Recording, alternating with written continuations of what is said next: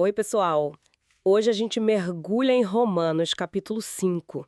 E já começa assim com tudo, né? Justificados pela fé, temos paz com Deus, isso por meio de Jesus Cristo. É um ponto de partida fundamental, né? Essa paz que vem da justificação. Exato.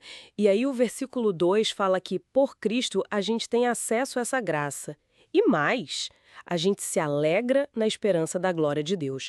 Só que aí vem uma coisa que pega um pouco, né? Alegrar-se também nas tribulações. Como assim? É surpreendente à primeira vista, mas o texto desenha uma sequência, sabe? Tipo uma cadeia. Ele diz que o sofrimento, a tribulação, produz perseverança. É como se fortalecesse, né? Ah, entendi.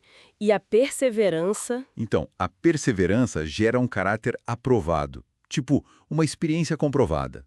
E esse caráter, por sua vez, é que gera a esperança. Uma esperança que não falha, pelo que o texto indica. Justamente. O versículo 5 explica o porquê. Essa esperança não decepciona, porque o amor de Deus foi derramado no nosso coração. É o Espírito Santo que faz isso, que garante essa esperança internamente. Muito bom. E o texto enfatiza muito o timing, né? Cristo agiu no tempo certo. E agiu por quem? Por nós, quando éramos fracos, ímpios, incapazes mesmo. Sim, e o contraste que ele faz é brutal, né? Dificilmente alguém morre por um justo. Talvez por uma pessoa muito boa, alguém até teria coragem. Ele admite. Mas olha a diferença com Deus. O versículo 8 é o centro disso para mim. Deus prova o seu próprio amor para conosco. Como? Pelo fato de ter Cristo morrido por nós, sendo nós ainda pecadores. Exato. Não quando estávamos bem, mas no nosso pior.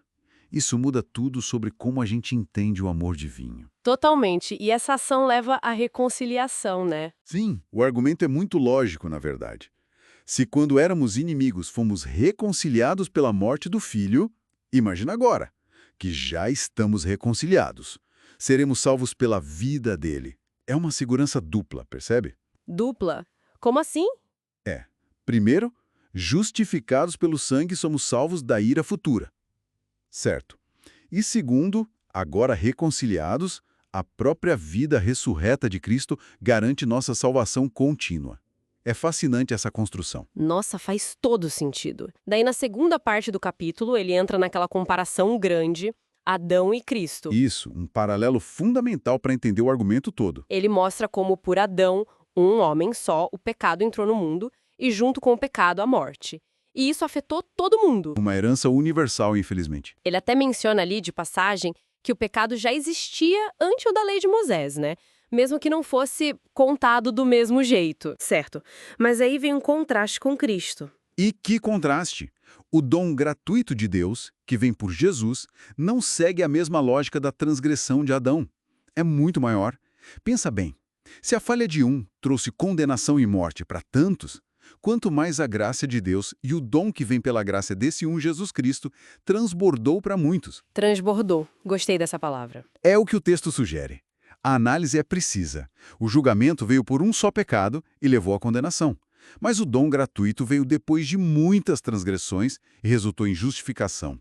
A escala é outra. Entendi. Uma desproporção.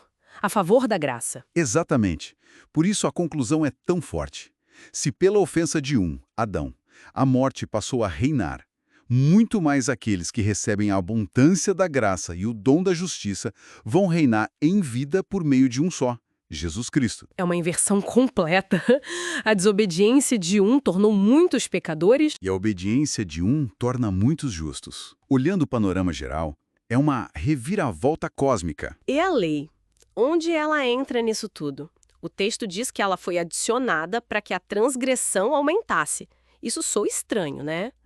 Parece contraintuitivo à primeira vista, quase como se a lei piorasse a situação. Mas, na verdade, isso prepara o palco para o grande final do capítulo, o clímax. Que é... Onde abundou o pecado, superabundou a graça. É como se o aumento da transgressão, evidenciado pela lei, servisse para mostrar o tamanho ainda maior da graça de Deus. Ah, então a lei revela a doença para que o remédio, a graça, se mostre ainda mais poderoso. Perfeito. O propósito final é esse. Assim como o pecado reinou e levou à morte, agora a graça reine. E ela reina através da justiça para quê? Para a vida eterna. Tudo por meio de Jesus Cristo. A graça não só empata, ela vence e reina soberana. Uau!